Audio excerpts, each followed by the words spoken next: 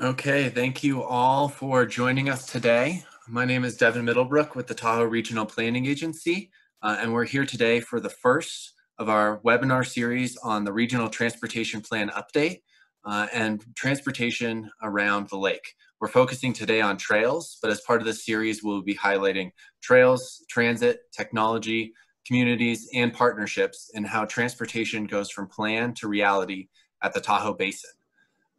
Today, we'll be looking at the agenda. We will start with a presentation from our speaker, who I'll introduce in a moment, and she will be presenting for 30 minutes, all things trail. So if you are a bike lover, bike advocate, or someone that just enjoys a walk in the sun in Tahoe, this webinar is for you, followed by 15 minutes of question and answer. So if this is your first Zoom webinar, everyone is muted.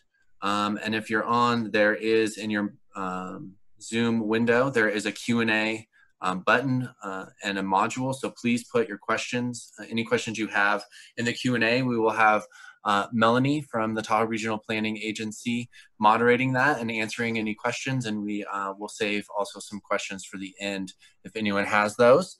And then finally, we will be saving this recording of the webinar and sending out the slides to everyone that attended after. And we'll plug it a couple times, but I encourage everyone, we'll be doing this every Monday for the next several weeks. So if you're interested in any of these topics, we do have transit is going to be our topic next Monday. So we'll send out a link at the end with how you can sign up for that. So with further ado, I'm going to introduce our speaker for the day. Her name is Kira Smith. Kira is an associate transportation planner at the Tahoe Regional Planning Agency. And she is our go-to person for all things trails and transit and data in the Tahoe region. So Kira is a wizard at transit planning and trail planning. And since joining TRPA in 2017, she's helped develop monitoring and funding programs for transit, conduct demand analysis, so seeing where the transportation demand is, and advancing the region's transportation strategies through a new commuter program and marketing campaign. So without further ado, I will have Kira take over. Awesome. Thank you, Devin. Can you hear me okay? Yep. Okay. All right. Welcome, everyone, to the first in our series of webinars that we plan to host to discuss transportation at Lake Tahoe. As Devin mentioned, throughout this series, we'll be covering trails, transit, technology, and communities, and partnerships. And trails, transit, technology, and communities are the 4 pillars of the Regional Transportation Plan. And so today we'll be talking through trails. So throughout the presentation today, I'll give a quick overview of the Regional Transportation Plan for those of you who may not be familiar with that. And then I'll talk about our vision for trails at Lake Tahoe, discuss who contributes to planning, building, and maintaining trails, talk about some of those emerging trail users like scooters and e-bikes. Then I'll recap our goals for trail planning and give an overview of some of our priority projects from now all the way through 2045. And then we'll finish off with a Q&A. So as Devin mentioned, as you have questions throughout the presentation, please write them in the Q&A box and we can go through those at the end. So really quick to give an overview of the Regional Transportation Plan, why we do it, why is it important. TRPA, in addition to being a regional regulatory agency, is also a metropolitan planning organization, which just means that we are charged with maintaining the transportation plan for the entire Lake Tahoe region. The plan is updated every 4 years and spans 25 years, and it outlines the whole vision for transportation at Lake Tahoe, including any highway projects, bike path projects, transit enhancements, intersection improvements.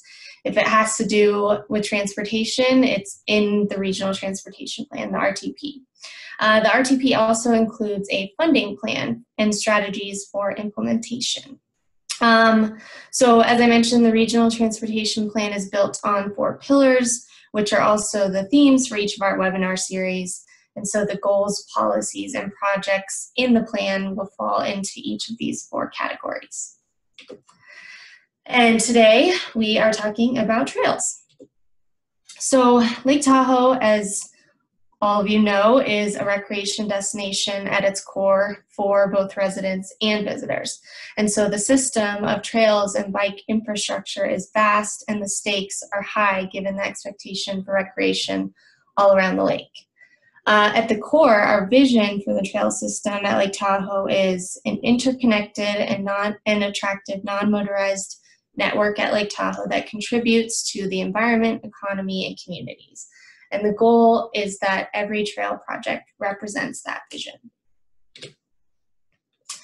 To achieve the vision, there are a lot of players involved. Every bike path, bike lane, and bike route start out as a concept in a plan, and then implementing partners take that concept and the plan and move into design and then ultimately construction.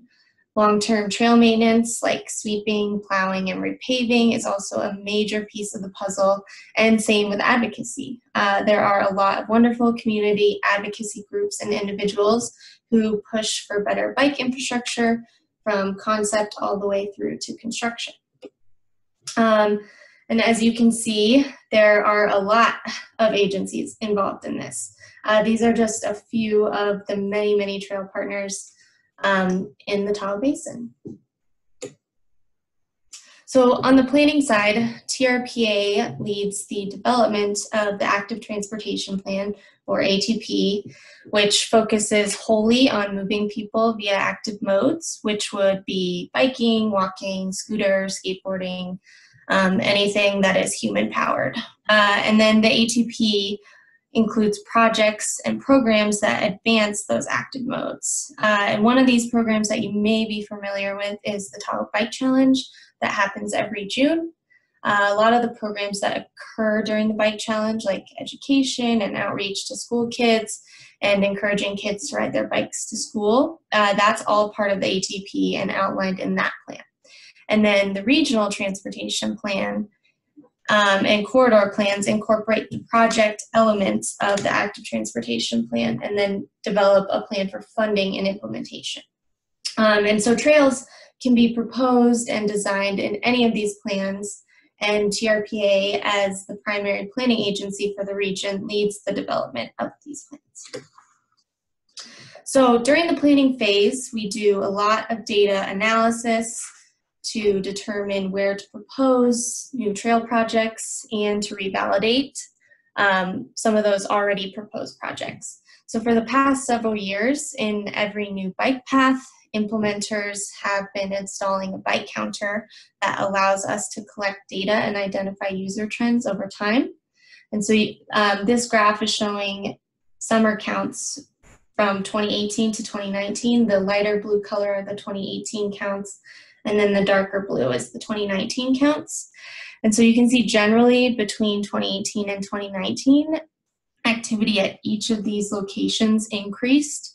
Around the lake, there was a 15% increase in activity on bike paths and sidewalks during the summer, which is really incredible to see. And on many of these trails, we see daily counts of 1,000 or more users, and in certain locations, we see even 2,000 daily users. So really awesome, a lot of great data that we've been collecting that's really helpful in planning. And then we also continue counting during the winter, but the trend data isn't as consistent because certain paths aren't plowed and sometimes the counters get buried under feet of snow. So it's difficult to get a consistent measure of users during the winter. But the point is that we do see users during the winter, which indicates the need to keep those paths plowed and accessible year-round. And then another thing we look at is recreation data. So this map is available online. You can check it out at trpa.org/RTP under the Travel Analysis tab, along with a couple of other interactive web maps. But I'm just going to highlight this one for now. So this map is showing vehicle trips to summer and winter recreation hotspots across the region. The blue are winter and the orange are summer, and it's interactive, so you can view it. And I also want to note here, the dots are not necessarily representative of an exact location, so they're representative of a larger area, so it doesn't mean that people were making trips to an exact spot. So just keep that in mind if you do decide to look at this on your own. So I mentioned the blue dots are showing the winter recreation activity. We looked at a sample of trips from February 2019 using cell phone data, and you can see some of the ski resorts are the most popular winter recreation destinations, which probably does not come as a surprise to anybody. And then if we scroll over to the summer, it's a little lagging, but if you do check this out on your own, you'll notice that the beaches really light up, the marinas, and so those are the most popular destinations in the summer. And for this one, we looked at July 2019. So go back.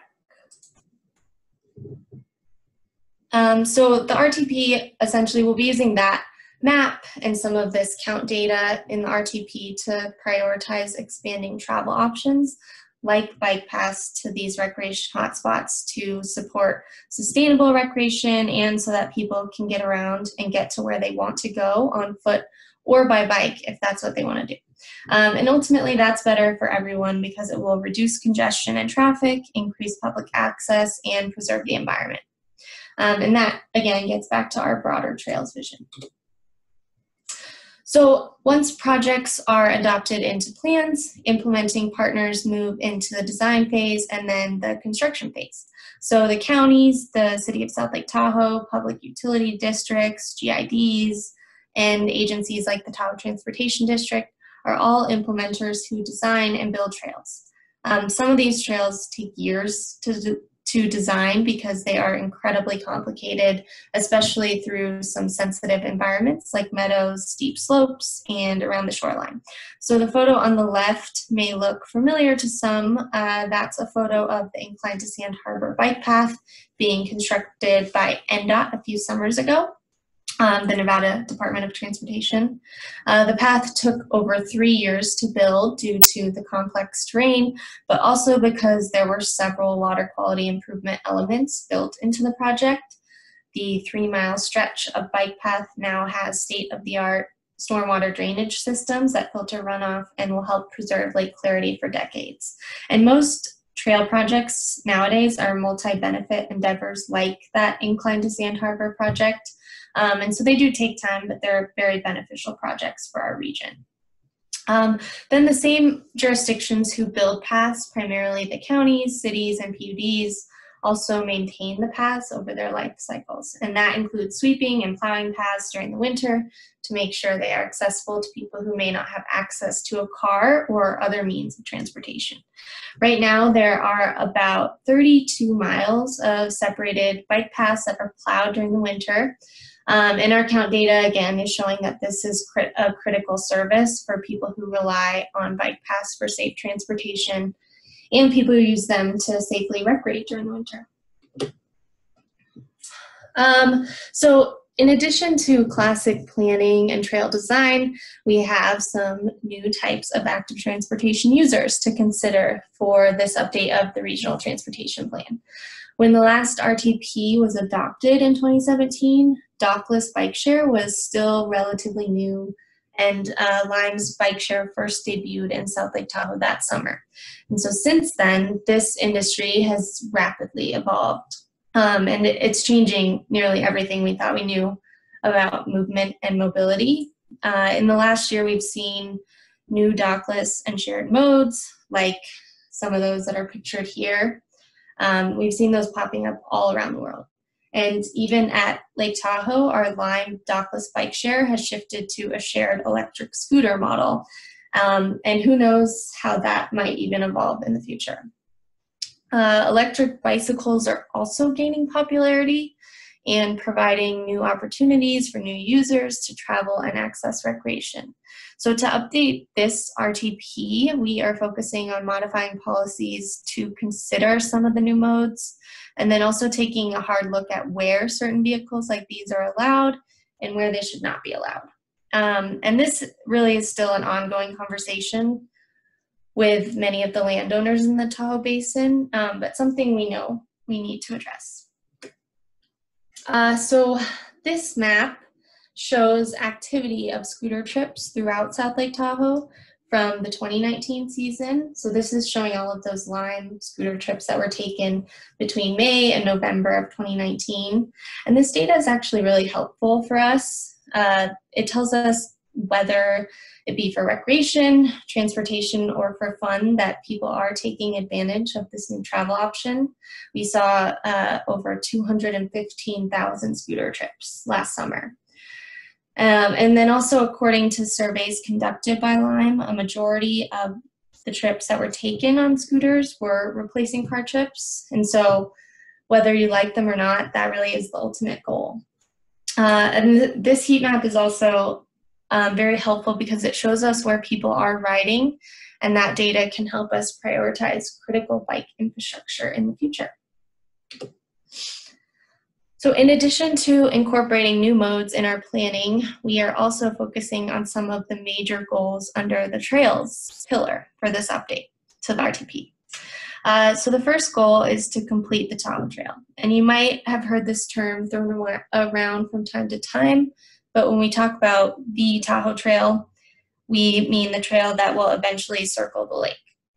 We've heard for years from the community and residents, or from residents and visitors, that this is a major desire and something we as planners and builders need to prioritize. So there are currently 33 miles of the Tahoe Trail already built, and then 38 miles of separated bike paths planned. And if you just did that math and noticed that that is only equal to 71 miles, and the lake is actually 72 miles around, the last mile or so are covered by Class 3 bike routes, which are typically designated bicycle route along a residential street. So that's just some nuance and differentiation of the types of bike infrastructure. So another major goal is safety. We think about all active users and try to prioritize projects in areas where safety is a major concern or near schools so that school kids can safely ride their bikes or walk to school. And then finally, we're focused on prioritizing infrastructure that creates connectivity within communities and between communities. So now on to some of the specifics. So there are a lot of amazing projects coming up in the next few years that will add better connections and better travel options for everyone at Lake Tahoe. This summer, the El Dorado County is constructing a segment of the South Tahoe Greenway from the existing Greenway segment in Bijou to Sierra Tract. And then by 2025, the next 8-mile segment of the Tahoe Trail from Sand Harbor to Spooner will be constructed. And also by 2025, the North Tahoe Regional Trail will connect the new Dollar Creek Path to the North Tahoe Regional Park, which will close a significant gap in the North Shore Tahoe Trail. By 2035, the final section of the West Shore Tahoe Trail will be complete, closing a major gap from Meeks Bay to Baldwin Beach. TRPA, along with the Forest Service and the Tahoe Transportation District, are currently working on the State Route 89 corridor plan, which is looking at this specific segment of the bike path. And then once the plan is wrapped up this summer, we'll be moving into a feasibility study to look more closely at alignment alternatives for the path, which will be a really tricky segment, but a really critical gap closure. And then finally, by 2045, we hope to finalize full build out of the Tahoe Trail, which means completing the last 38 miles of paths that we have, including those really tricky spots like Emerald Bay, Crystal Bay, and Marla Bay. And then by 2045, we also hope to have the South Tahoe Greenway completely built, which will add that really critical connection from Myers all the way to Kingsbury Grade, on entirely separated bike paths. And this is a photo of the current section of the South Tahoe Greenway through Bijou. So that pretty much wraps up our trails presentation. As you can see, there are a lot of exciting trail projects coming up, including some this summer. So make sure you keep an eye out for some of those new connections. And then thanks for tuning in today. And we're going to move on to the Q&A session in just a minute, but I wanted to let everyone know that we'll be hosting 3 more webinars just like this one, but with some new topics.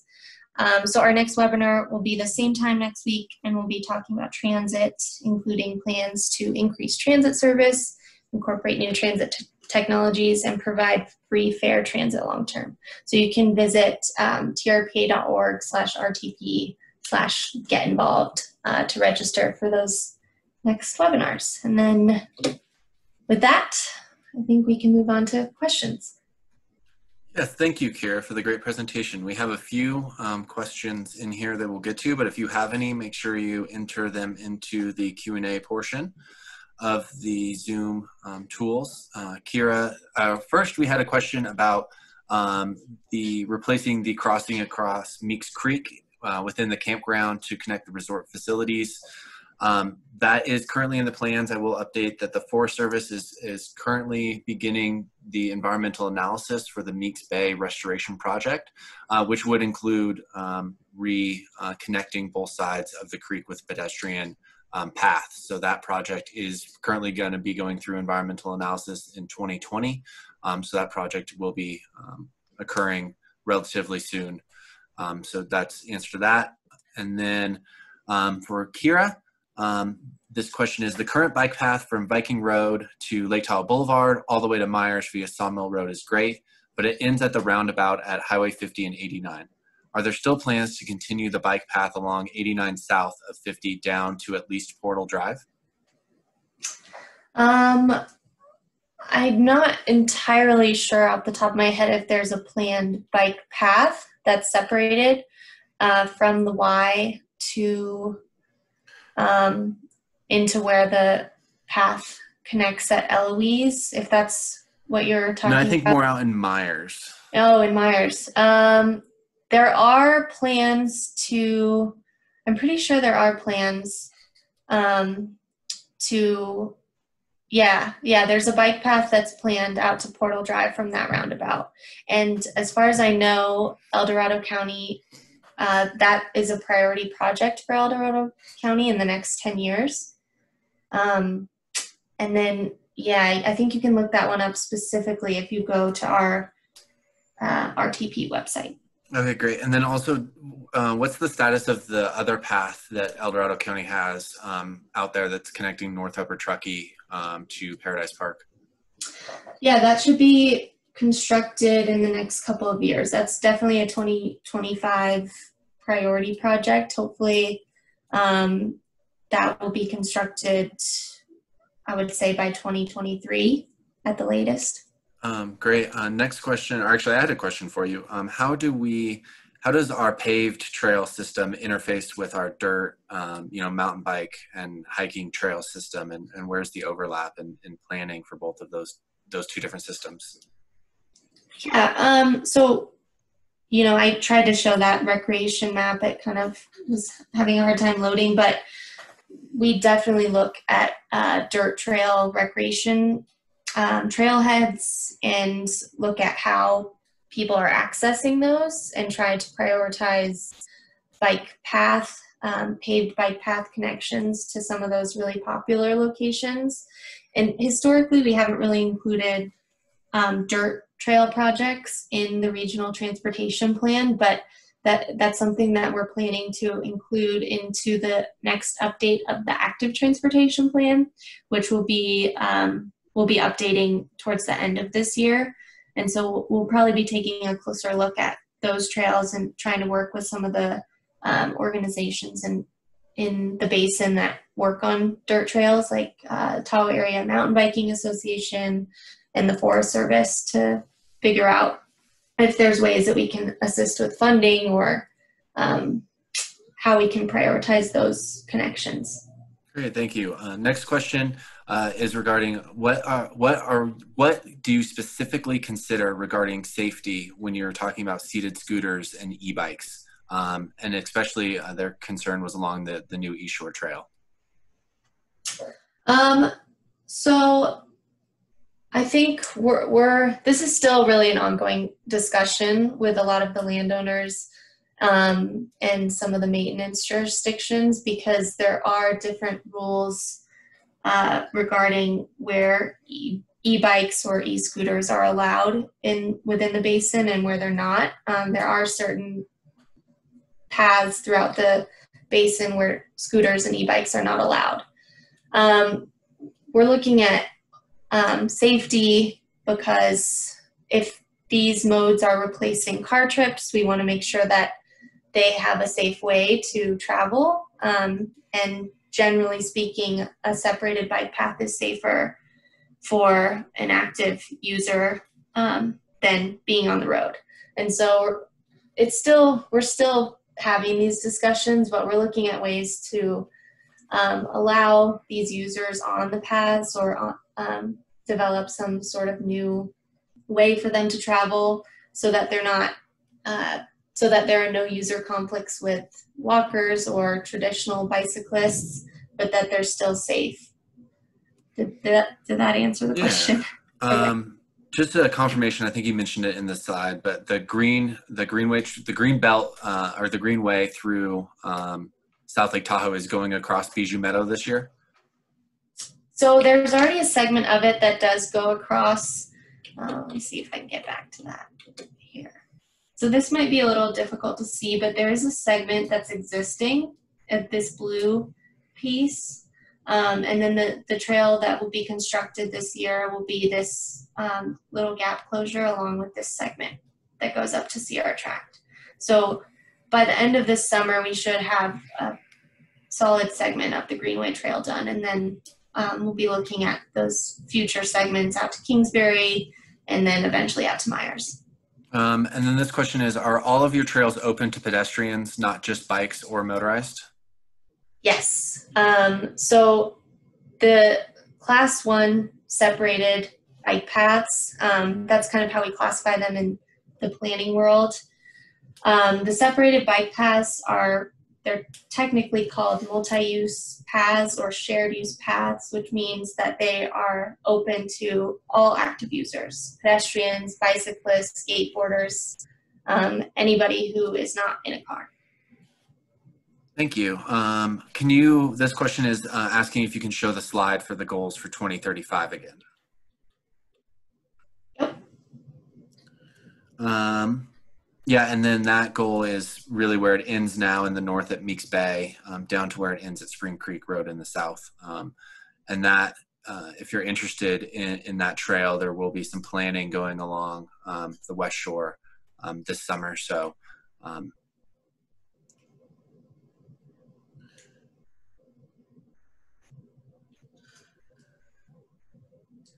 and then I think you mentioned it in the presentation, but the status of the bike trail from Tahoe Vista to Dollar Point. Yeah, that should be. That's the 2025 goal. Yep. And so Placer County is actively working on this path. It would close this segment of the Tahoe Trail, which is significant. So the Dollar Creek path, which pretty much goes up from Dollar Point up to here, was constructed a couple years ago. And so they're looking at closing the gap from continuing from that path and connecting it to the North Tahoe Regional Park.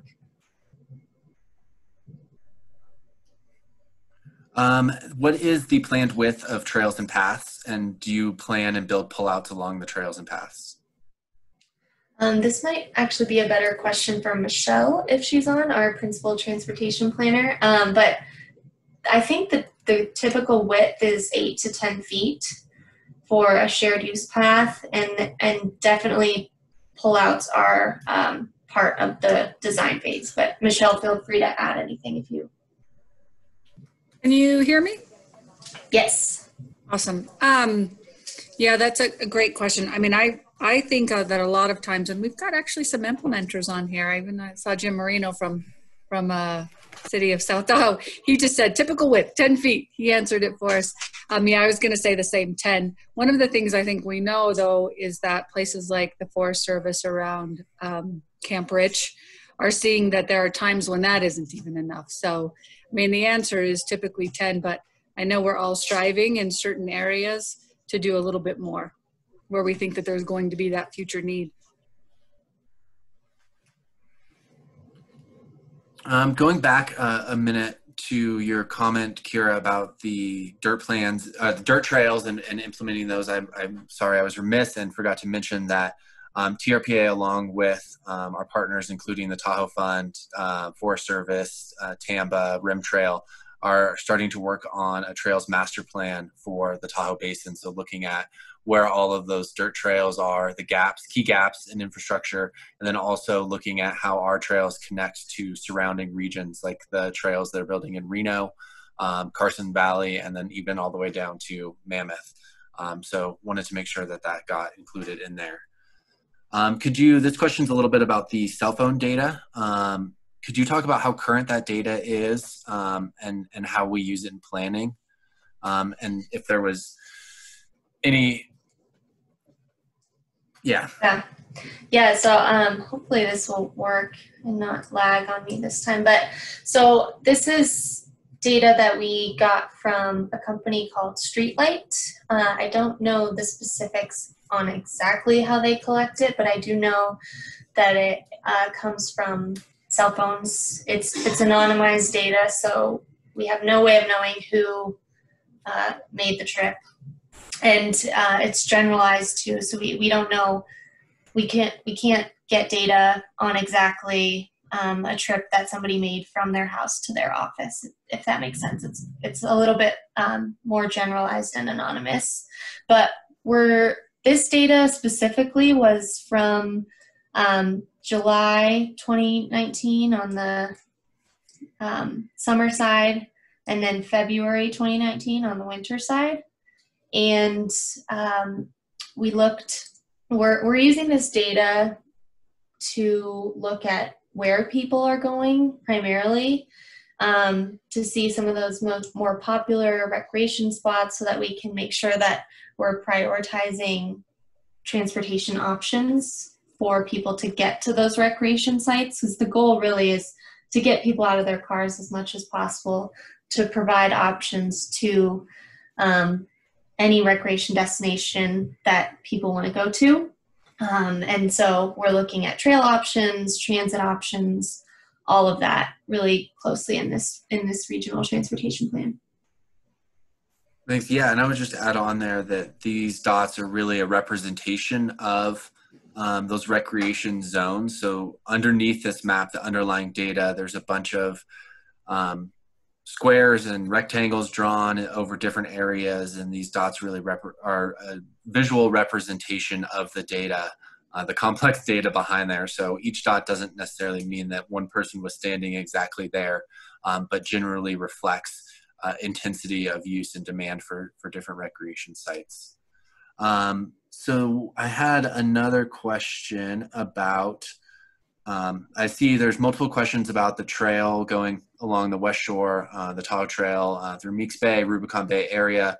That planning, again, is happening this year. So if you're on this list and you're interested about that, there will be more news coming out about that as well.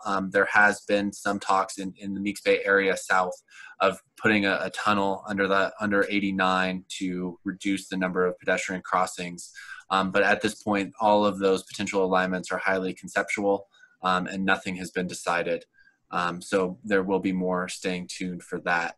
One question, I have two comments here about the COVID current situation, so I wanted to address that. One was about the East Shore Trail being open this summer, and one was about the paths through Pope and Baldwin area right now. So yes, right now it is interesting times, and the land managers and TRPA has been having discussions with land managers across the basin about how best to manage sites. It is difficult when you're on a narrow bike path to properly social distance. So we are encouraging people to properly social distance.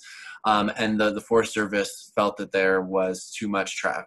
There was a lot of users in that area and felt that it was necessary to increase restrictions for public safety, and are playing it by ear and following state and federal guidelines as to how to adjust to the situation that's ever changing.